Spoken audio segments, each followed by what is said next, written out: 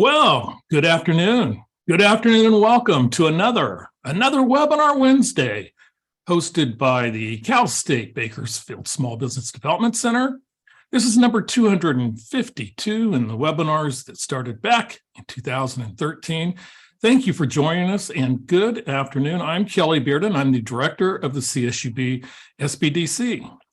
And today, number 252, we have an outstanding program really dealing with our Main Street retail, on a countywide basis, but really we're going to be getting specific into our DBA, our Downtown Bakersfield Association. Got several great guests with us today, and we will get going and rolling with this right now. So what's up today? November the 2nd, 2022. Well, today we have Main Street Retail, and it's rocking today. So we'll get into a great program on Main Street Retail, some of the things coming up, and that means it's only 24 shopping days till Small Business Saturday. Yes, 3 weeks from Saturday is Small Business Saturday, a great opportunity for our small retailers, our restaurants, and other businesses to actually participate in this event after Black Friday. So we'll be talking a little bit about that today. So what happened today in the news? Well, as expected, the Fed hiked interest rates again today by another 0.75%. And of course, for us, that means quite a bit of things with our variable rates increasing and things like that. So today we're also going to get an update on the California Micro Grant Program and our Dream Fund program, which are both still up and going.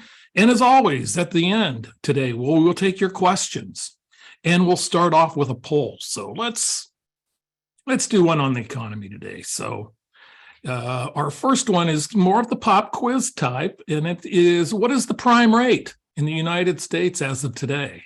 So we had a 0.75 point increase. Is it 5, 7, 9, or 11%? Looking for what is the prime rate? Prime rate is generally defined as the rate of which lenders, banks give their best customers. They borrow the money a little cheaper from the Fed, and then they pass it along. So we've got 25% of you participating at this point. And so the question is, what is the prime rate in the U.S. today? Is it 5? Is it 7? Is it 9? Or is it 11%?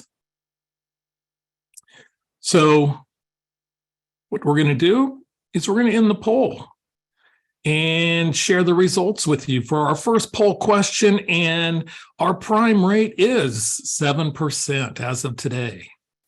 So a 7% prime rate. It's been a while since we've seen that. 67% of you got that correct. Another third thought 5%. Hey, it's just about, 6-8 weeks ago, we were in the 5s. So we'll stop sharing that particular poll question, and we're going to ask one more poll question. And now that our prime rate is at 7%, when was the last time that happened? Was it in 1983? Was it 1999? Or was it 2007? When was the last time the prime rate was 7% in the good old U.S. of America? And we are hitting you with the pop quiz version today of our poll. And the last time the prime rate was 7%, what year was that? Was it 1983? Was it 1999? Or was it 2007? So give you one last second to jump in. 1999, 83, 99, or 2007. Okay, we're going to end that poll and share the results with you. And we have a tie. We have 40% of you with 1983 and 1999, but yet the correct answer is 2007. 15 years ago, the prime rate was at 7%. So it's been a while since we've seen that, but it's back. And so we're going to be dealing with that. So there we go. So let me get this poll closed and away we go. So some of the news that's up, and it was kind of dedicated, kind of key for, the 7.75% increase that happened today. And so with the Fed moving that, what does it mean? Well, it means that those that have variable rate financing, and that could be very predominantly on credit cards. So if you have credit card debt, it's going up. A lot of auto loans these days are actually variable loans that actually are affected by this increase. And also some adjustable rate mortgages. Also more pertinent to us is our SBA lending. Most of our SBA lending, not all, but most of it is variable rate financing that is tied to the prime rate. So if you have a loan that's 2% over the prime rate, it has been going up significantly this year. So what does that do? That affects your cash flow in a very, very, very ominous position because it's something that you really can't control in your business. So with the Fed moving the rates today, they also signaled that their increases are likely to continue, that they are most likely to be smaller amounts as far as the increase goes. So they are going to continue likely to increase depending on what's going on in the economy and other indicators that they get. Now, one of the pieces of economic news that came out was that consumers now have an additional 1.7 trillion in savings that they didn't have before the pandemic. So what that means is it might delay interest rates and inflation being higher, because generally these interest rate increases are designed to slow down the economy, to slow down spending, which slows down sales in your particular business. But consumers have additional savings that they didn't have because of some of the pandemic relief programs. And that 1.7 trillion might actually cause a delay in interest rates not rising, and also in keeping the economy out of a recession, which most economists are now saying is likely in 2023. So a lot of news to mull over for small business owners on the things that you really can't control, and that's the general economic conditions. You can control a lot of things in your business, but a lot of things such as general economic conditions, recession being the key one, are things that you cannot control, and you cannot control if you have adjustable rate financing, those going up in price. So just something to think about as we move on. So a couple of programs that are still open that we want to bring to your attention before we get into our retail program is that our Kern County small businesses, our micro grant program for those are still open.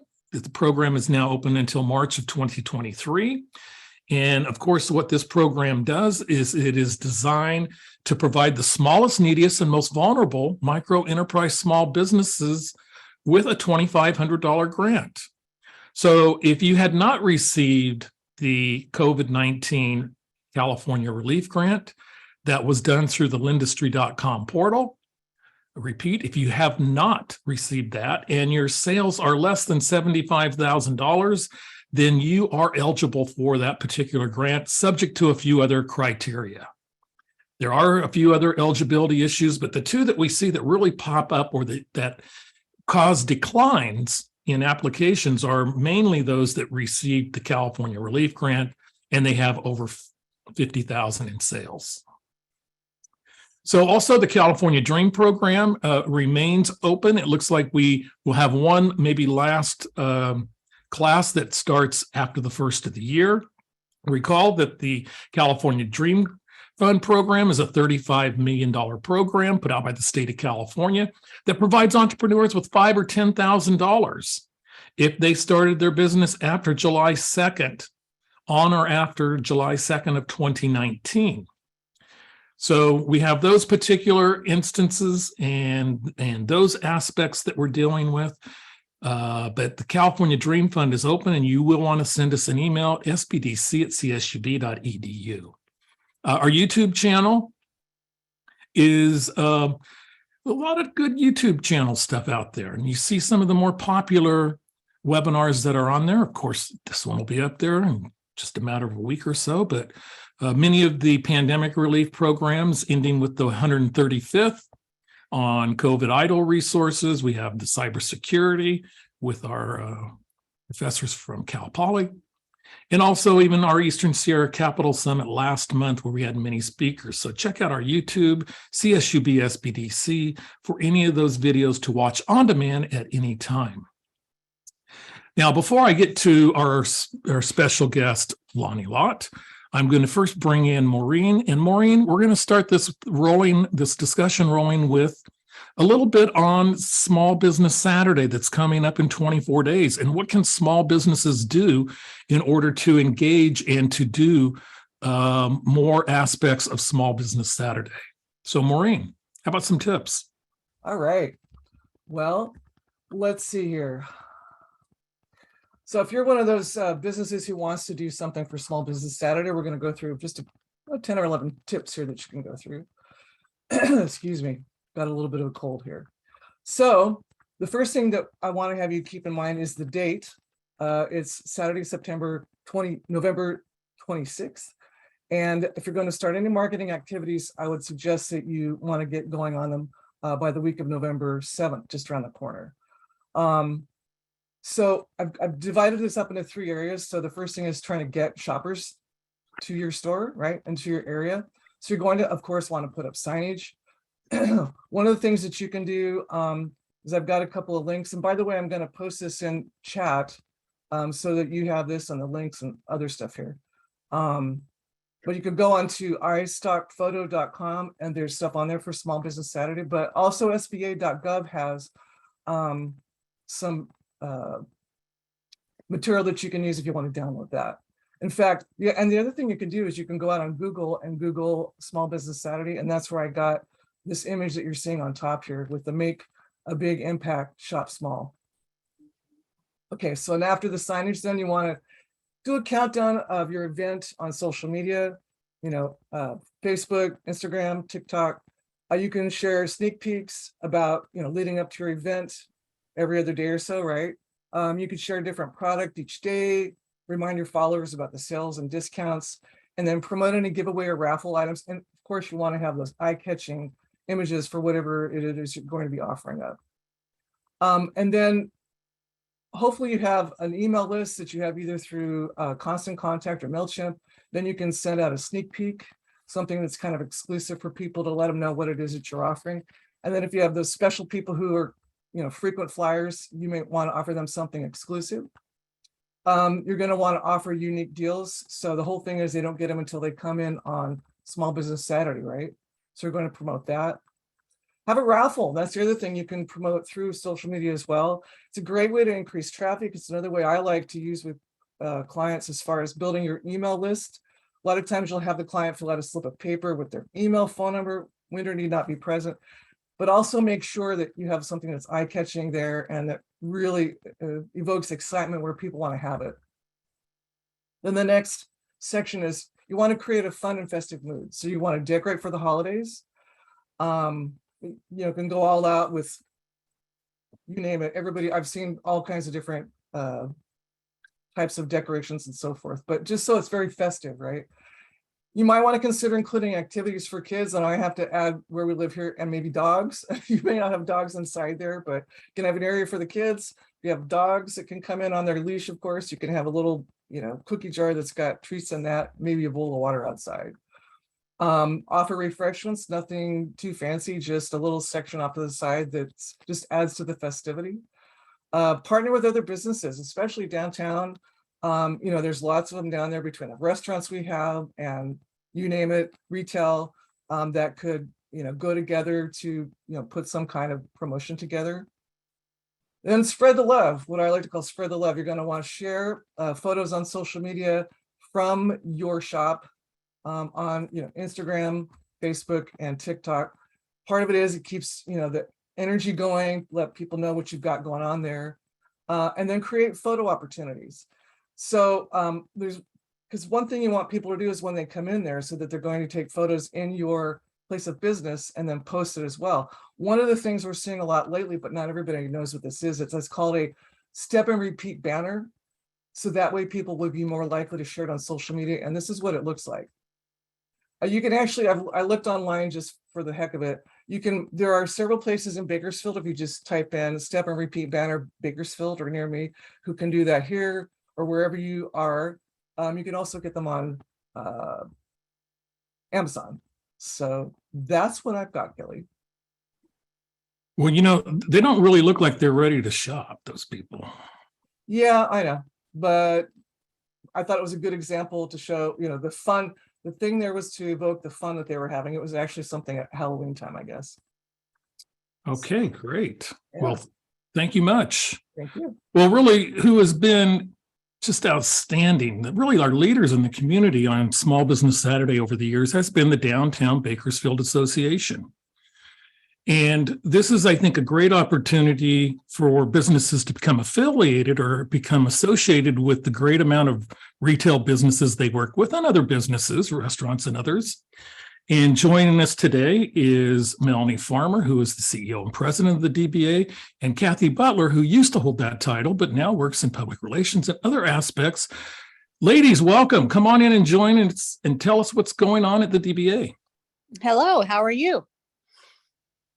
Well, I'm trying to see where my screen is right now, but pretty good. Good. Yes, we have done many of Shop Smalls, what we call them, Shop Small Saturday here in our downtown area. We did, before COVID, do a champagne and shopping event where we brought people downtown and included all the businesses. We did a brunch at the Padre, and they shopped all day and ended up at the Marriott for decadent desserts and champagne. And we did exactly what she's describing, which is wonderful ideas that she gave. So thank you very much. Is to put out, make it festive. Make your store festive to attract the people. Put out little goodies. Each one of our stores did that at that time, and just draw the people in and make it festive.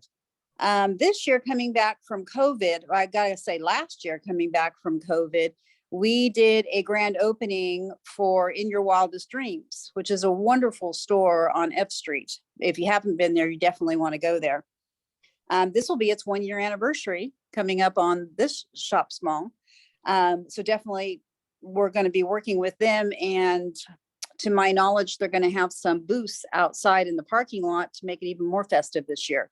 So yes, we'll be encouraging our businesses downtown and putting it out on a press release for our businesses to participate this year. So definitely come downtown and see what downtown has to offer as they put out their festivities and all the events that we're going to be having for Shop Small Saturday. We'll also be over at Cask Strength, which is 1623 19th Street. We'll be having an event there with a wine sale, so people can have a nice lunch there. Go ahead and partake in some wine or champagne or whiskey, since it's a whiskey bar. And then they can go out into the downtown and shop. So Cathy, what do you got? Well, I am going to be introducing our guest, Lani Lott, who I had the pleasure of knowing through the California Downtown Association. And that was back, in the 80s, 90s. The California Downtown Association started in Bakersfield in 1971.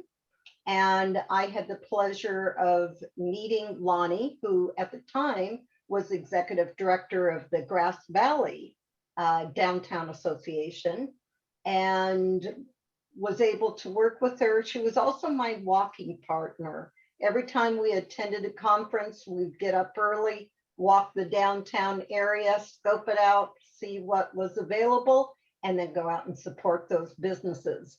And I've been very impressed with her because she has gone off on her own. She also worked with a company that was in the 90s that was, what is it?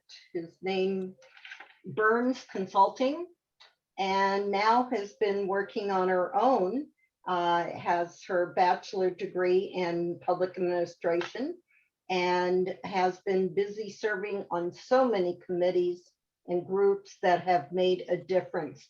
And I'm very excited to hear about all of what she has learned through the years and her wise things that she has been learning about through the years that have made a difference with small businesses. And I'm excited to see her again and learn from what she has learned through the years. Thank you, Cathy. And I'm going to stop sharing that screen so I can share my presentation. So Kelly, do I just share my screen? Yeah.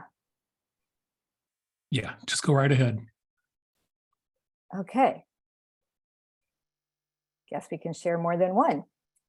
All right, Cathy, thank you so much. And yes, today I'm going to be talking about our favorite subject, and that is retail and the future of retail on Main Street. Can you see my screen okay, and everybody? Good to go. Okay, thanks, Kelly. Yeah, so I'm going to move through this quite quickly because, you know, it's limited time and we want to leave some time for questions. And I just want to really comment on all three of our speakers and really piping up the importance of Small Business Saturday.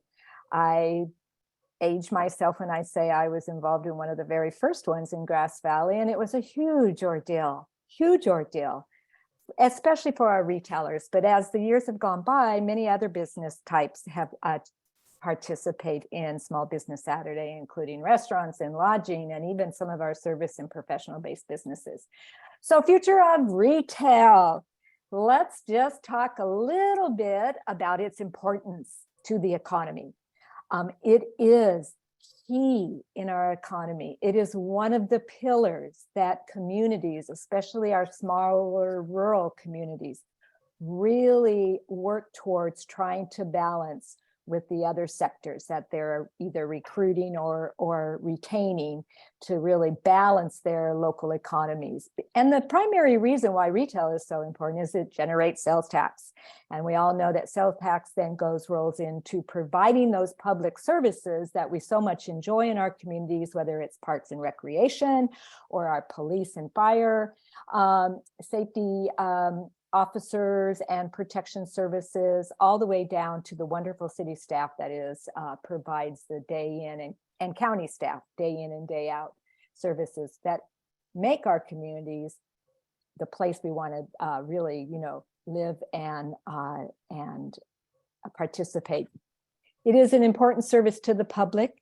If you didn't already know, retail connects the manufacturers of the goods and products that are being made out there to the end consumer. So retail is along that supply chain where it goes from the manufacturer to the retailer to the consumer. It is the end of the line for products. So you could recruit all the manufacturers you want in your communities, but if there are no retailers at the other end, it is not going to be as productive, and those manufacturers are not going to be making the dollars and the job creation. And when I talk about job creation, believe it or not, retail is one of the largest private employers in the United States. It's estimated there's about 42 million jobs created in retail. It acts as a quality of life indicator. When you're working with county and city and even state recruiters, and they're trying to bring over a business, whether it's a manufacturer or it's a high tech, they always want to tour your commercial corridors. They want to see where the retail, where the quality of life, where their employees can enjoy either, you know, relocating to this community to raise their families. And your retail base is an indicator of that quality of life. And as many of you know me out there, these guys know me, but those who are listening, I am passionate about independent business. I know that we need the national discounters and the larger, bigger boxes to kind of provide that sales tax in one big lump. But your independent retailers are really the ones that are supporting the quality of life, giving back to their community tenfold. They're sponsoring the local events. They are the ones that are really hiring those frontline first timers into the employment field. So it is very, very important. And this is a snapshot from the National Federation, Retail Federation, of the overall impact of retail to the to California. This is actually just California. Let me move my slide here. I got to find my, whoops, not that. Oh gosh, I'm just kind of like all array here, and I don't even have a cold. Okay, there we go. So the next one. There we go, blank, retail blank. So here's the evolution of retail. I kind of want to just talk about it very quickly. I could just do a whole hour on this, but mom and pops were our first retailers back in the 1700s and 1800s, and they were primarily general merchandising stores, and they provided everything. And then in the mid 1800s, early 1900s, the department stores sprung up, and the first department stores were like Sears, Bloomingdale's, and Macy's. And it really changed the dynamics of our retail landscape. They provided not only goods and services, but they really provided everything. It was the one-stop shop for mostly the luxury items.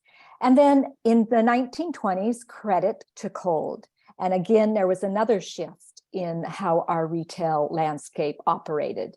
And then in 1950s was the introduction of our shopping malls.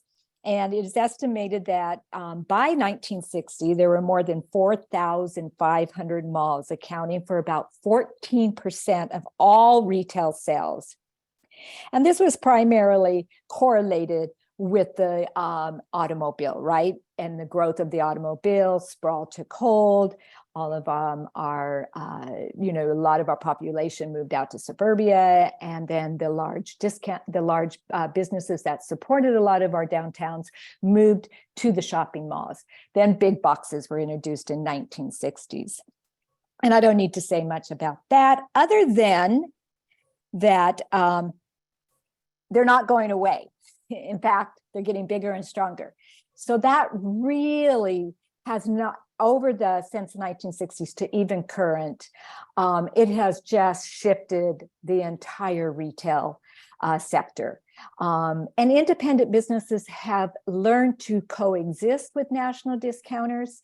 It is not easy for our smaller independent. And that's why promotions like Shop Small are so key to our local communities, our local businesses, our smaller businesses. E-commerce was introduced in 1990s. Amazon was one of the first to enter the e-commerce in the e-commerce movement, I call it, and it was established in 1995. And if we all remember, as a simple online bookseller, and then look at it today. And then social media was introduced in the 2000s. I don't know why I did that. I'm trying to get my bar out of here. Thank you. And that has shifted the way that people are purchasing their products and services, but more about how we're promoting the products and services in the retail industry. And our larger businesses, our larger national discounters, our chains, they're really leading the way on showing us how we can use all of the tools that are in our retail toolbox to get our products to our consumers. You just have to do it at a much smaller scale. So where does that leave us today? We're going to talk about emerging expectations. Okay, so we all could talk about the pandemic till we probably will be for another 10 years. But really the behavior shifted a lot for retail in March of 2020. We went from being a primarily, dependent on foot traffic, stores open 7 days a week. I always like to say, come to the stores, drive down to the store, shop and touch and, get your products, to basically doors were shut. The only way to get products and services were either curbside delivery or shipped to your doorstep. And This changed our behavior, and it's almost 3 years, and it's not going away. If anything, it's getting stronger. We are now, as retailers, expecting that service. We're expecting to not have to get into our car, just to click on our computer, put it in our shopping cart, virtually pay for it, have it delivered. You know, if my dog barks, that might be something being delivered at my doorstep. Not really, but I don't shop as much online as most everybody else does. But that is how we are looking at retail today. Consumers are starting to rely on physical stores being open again. And many of us still want to feel safe. We want to make sure that there's health and safety protocols in place. Rise in private labels is selling at 3 times as much as a branded product. That tells us we're looking for very unique, selective type of products. And when you're looking at private labels, it gives that loyalty, gives that perception that these are special. Supply chain is still continuing to challenge us. I just was reading an article on the National Retail Federation blog. You should subscribe to that. And it is saying that retailers kind of have a lot of inventory right now, and our challenge is how to move it fast enough and get it out the door so we can really move into the next season.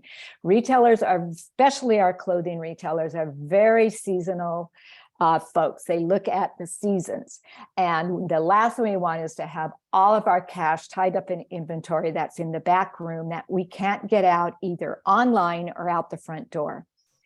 We're going to be seeing serious shopping on social media. Our social media platforms are all trying to figure out how to grab that consumer that is on their mobile and having them make the purchase right at that moment. Experiential retail is on the rise. Again, it's not going away. However, the good news is bricks and mortar still own the retail industry 4-1. But consumers are expecting more out of you. And I like this, or expecting more from you, I guess is the right term. The future is neither commerce or retail. It is just commerce. When Kelly was sharing all that great news about the rise of the prime and interest rates, retail is right behind there. We are going to see some rising in prices, but we are still, as he said, we have disposable income at our fingertips, and we are entering into retail's prime season, prime quarter. Quarter 4 is where we make it. And that's why we're really looking at all the promotions that are out there. So what are 7 ways? And I have okay, I'm good. I'm looking at my time here. 7 strategies for the future of retail. These are 7 ways to stand out in retail today. If you're a retailer, you know these. If you are new to retail, you're probably learning these. If you are thinking about going into retail, bless your heart, we want you, we need you. Downtown Bakersfield would welcome you. You want to think about all of these 7 strategies. I'm going to go into each one individually. So running a successful online shop, you have to have an online shop. I used to say even 10 years ago, oh, you should really start to think about getting some kind of e-commerce going, but don't worry about it. If you've got enough people coming in your front door, you've got time. No longer. You need to have an e-commerce site. And the one thing that did kind of elevate from the pandemic is there are more affordable ways to get your shop up and running quickly without breaking the bank. And the value of your small business development center advisors is they can help you think through the process. You don't have to put every single item on your online shop in a day. It is a process, but you do need to move quickly and try to get that up going sooner than later. Like I said before, our consumers' behaviors have changed and we are not going backwards. You want to look at a well-designed website, invest in a premium web hosting service. That doesn't say it much anyways, because I'm located today in downtown Phoenix. And this morning I get the old text that my cable company is experiencing a citywide network issue. And I'm like sweating bullets because we've got this webinar today, right? Luckily it came back online. You want to think about optimizing for mobile devices, and then you really want to tie your marketing in to drive traffic to the site. And that's a lot what Maureen was talking about in terms of Small Business Saturday, is how you're tying in your social media and your email marketing to really push folks to both your store, if you have a storefront, and your online shop, so that you can ring the cash registers in both sites. Second is you really need a strategy of looking at how you can start to incorporate experiential retail. And the benefits of that have been proven for years with our bookstores. Our bookstores, our independent bookstores, were the first to really feel the impact of the large Amazon online shopping. And they went to town to really look at how could they create within the store, not just selling books off the shelves, but create that experience. And they started to bring in, the authors and the book signings, and then tying in the themes. I know in downtown Grass Valley, our independent bookstore, which is fabulous and provides stellar service, also has themes. So there's the Harry Potter theme when the Harry Potter stories were coming out. And then she, has different types of events that are tied in with those themes that are either a national theme or a movie theme or a new book theme, a new series coming out. So you really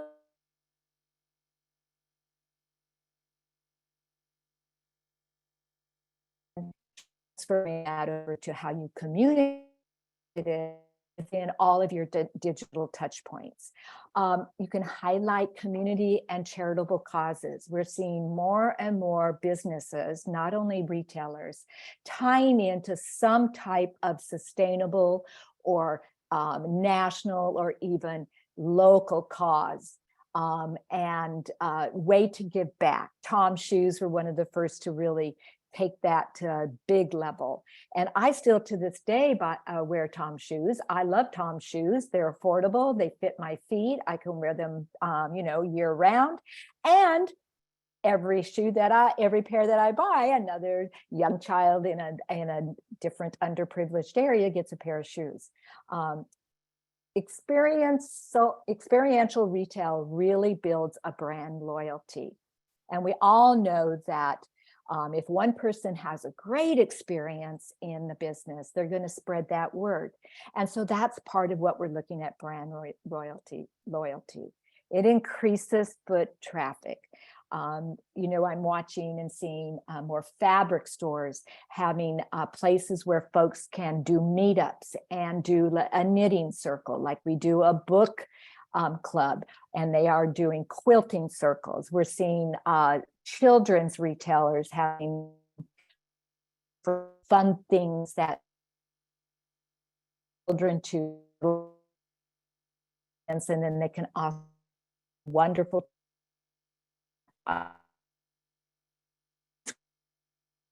social engagement to build its coming back to full on in-person shopping. Some of us are still feeling not really comfortable in crowded spaces.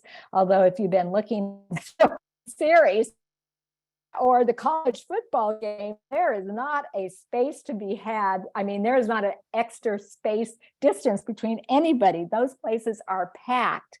But in our smaller retail and in our communities, folks are just still coming back slowly. I love this self-service dog wash concept. And we see this more and more in pet-related type of retailers, something that, I'm a new dog owner and my dog is everything now as my kids are, out. I'm an empty nester from kids, but a full-on dog person. And so, we're looking for those places like I could bring my dog to the pet store when I go to buy pet food, right? And put him on the leash. And so this is a self-service dog wash in Plymouth. It's just, in Mammoth, excuse me. It's just so great. And then here are some ideas: the pop-up trucks, the community focused events. in-store co-branding initiatives, classroom retail. You can offer value-added services, platform for people to connect, and you can do demonstrations. Or you're subscribe to any in your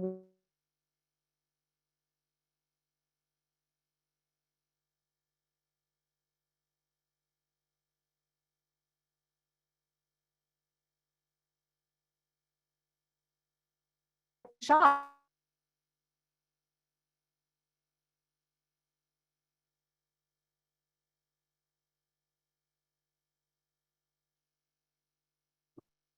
Well, maybe that internet in Phoenix isn't so good today. Well, I have a question until we get Lani back. Are you back, Lani? I'm back. Was I just going on? My internet was Well, down? I think your internet your Phoenix internet, they were telling you the very truth, apparently. Well, I didn't get anything pop up that said it was unstable, so I'm just rattling on here. So no, it was only about the last minute or so, and I was just going to jump in until you come back and ask a question, a rhetorical question, I believe. Sure. But do small retail shoe stores love foot traffic? Yes. Okay, you're good right now. Take it away. Okay. Let me see here. I'm trying to find there we go. I don't know. I guess I'm having some issues with anyways, okay, we're going to be reimagining bricks and mortar footprint. Can you hear me, Kelly? Okay. Yes. You're fine. Okay. I can't find any of my little places. I think it's my little arrow is just is hidden here. So I'm just got to clicking around. I'd like to talk about reimagining bricks and mortar footprint. Your first impressions are still important, and downtown Bakersfield has done a great job over the years, really enhancing and updating their location. The downtown core is the location, is usually the place where we see a large gathering of our independent retailers. We'll see them at strip malls. They're going to be linked to each other. They're going to look for synergy, right? They don't want to be a standalone way out on the on a road that nobody is traveling. So your first impressions are still important, and that goes for your storefront as well as where your shop is located. So you want to really take a look at that. You want to enhance those windows. You want to make sure that they're clean, your lighting is working. You're paying big bucks to have a storefront and have a bricks and mortar location. So make the best of it. Make sure that you know how to merchandise well. Visual merchandising is what it's all about these days. Take a field trip and go see what other retailers are doing in other regions in your county, in your part of the state. And when you're going on vacation, if you get one retailers, because they're hard to come by, take some pictures, look at windows, look at how they're presenting their merchandising. And then you want to think about how you're unifying your storefront with your online. How are you tying in that brand? How are you tying in with colors, with your logo, with your narrative, with your personality? And bring the online folks into your shop, into your location. There's a store, a clothing store, higher end clothing store in downtown Grass Valley, Lani Lott. And she brings her Lani Lott girls, as she calls them, they're women and some girls, and brings them out in her clothes every day, 3 times a day, post on Instagram. And she's taking the photos right next to her store, right on the brick, next to the brick. Great background. And we all know where they are, and they're outside and they're showing how the clothing is being worn. And that really works for her. And she has a huge Instagram following. So remember, Instagram is all about images. And if you're a retailer, use that platform. I don't know much about TikTok. I know more about Instagram for retailers and really using that to drive followers and videos and stories and archiving those stories. So really reimagine how you're tying in and promoting through your social media platforms to your online shop, to your bricks and mortar. With Small Business Saturday, it's really easy to upload those special discounts for just online, but then think about how you might want to offer something different for the storefront, for the bricks and mortar, if you have that. Customer flow and layout and design are key. Sometimes I know retailers will bring in a specialist to kind of walk through and make sure that the flow is correct. And then assess your square footage for sales versus online fulfillment. This is a huge future for retail. We're seeing a lot of retailers lessening the sales floor that they have at their bricks and mortar and opening it up more for fulfillment and managing the online shop. And we're going to see more and more of this. And then use your store space and assets to make yourself stand out. I love this over here, this little shop, and it has like an outside their entrance. It says, enjoy a cup of coffee and browse our unique pieces at our new location in the parking lot in downtown Bakersfield. Maybe you know about this, Cathy. And it is like a storage unit, right? A storage container that's been converted to a small pop-up, permanent pop-up, and they're using a space in a parking lot that's underutilized, and she's incubating. This isn't what we would call retail incubating, and eventually as they grow their sales and their following, they're going to be going to move into a storefront. Okay, I'm going to try and see if I can move that. Oh, Lani, yes, yes. We lost your share of the screen, so if you can reshare, that'd be okay. That's what we're doing. So that's what happened, huh? I must have got bumped off, huh? Okay. Should have never said anything about my Wi-Fi.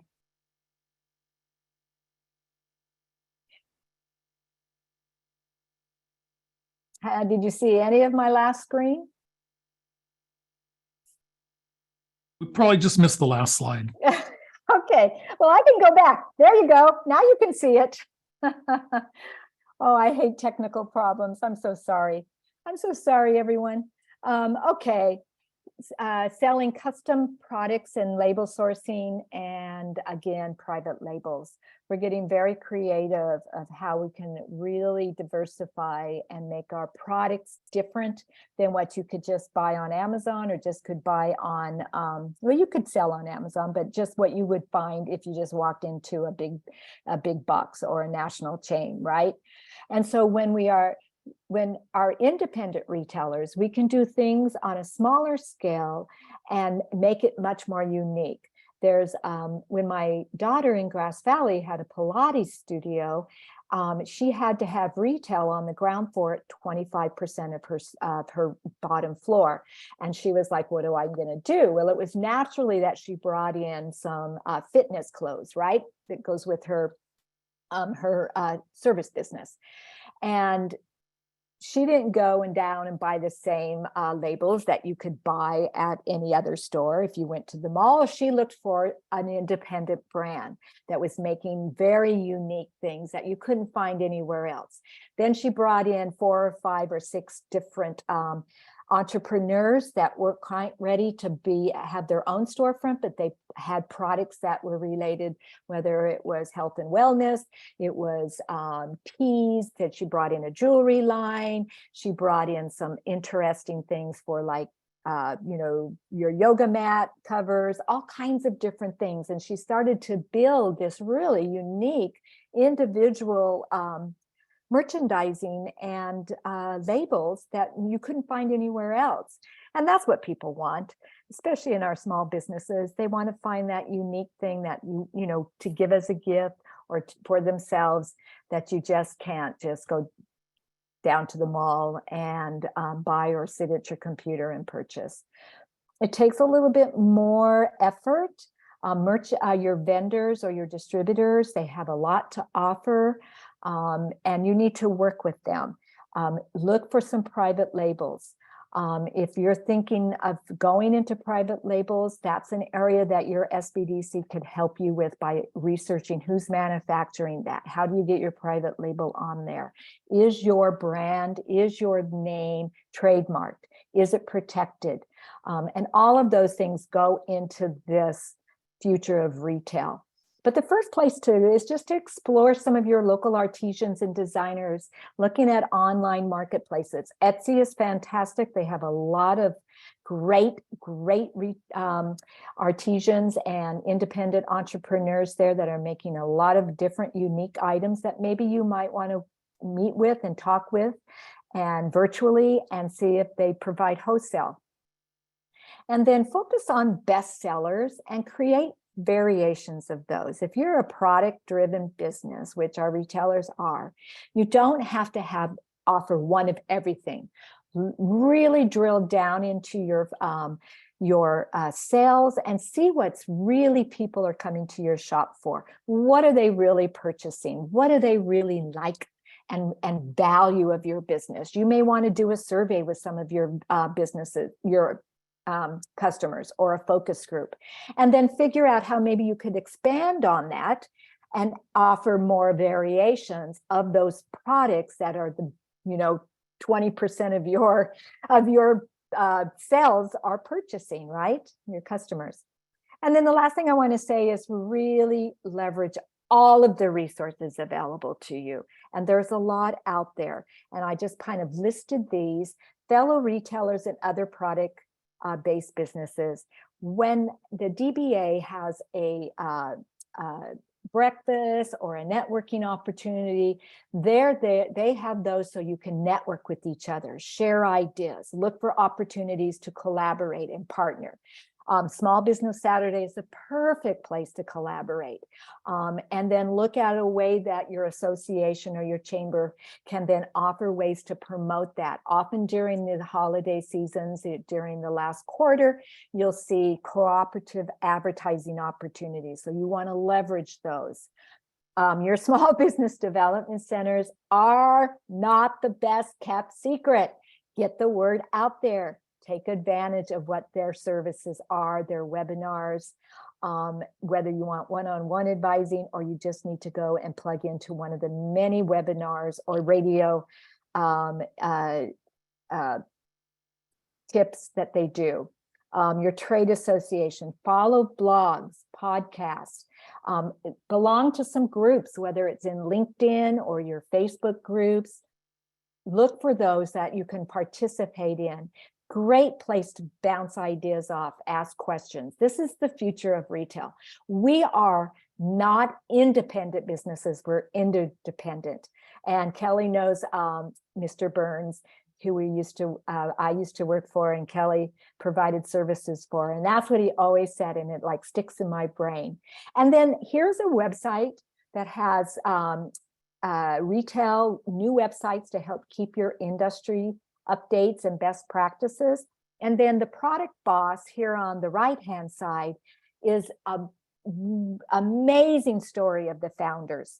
Amazing story. Just listen to how they got into this, how they found each other, and then they offer great podcasts for you to kind of just stay abreast of the changing trends and be motivated and understand that, certain things are going to influence that are out of our control, but looking for those areas that you can really build on, really make yourself stand out, and take advantage of all those resources that are at your fingertips.